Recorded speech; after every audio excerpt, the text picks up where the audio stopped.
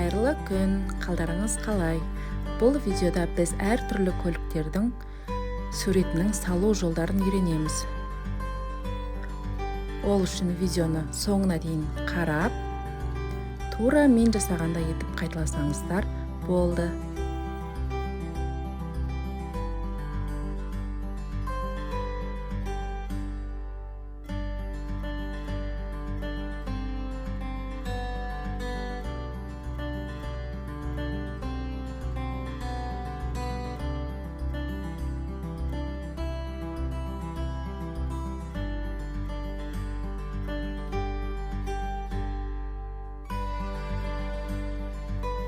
Бұл суреттерді салу барысында біз әртүрлі фигураларды кездестіреміз.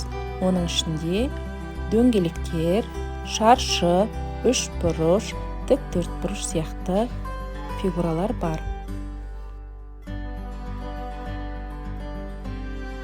Суреттерді салып болған соң әдемілеп түрлі түстермен бояймыз. Суретте қандай көліктер бейнеленген? Комментарийге жаза кетіңіз.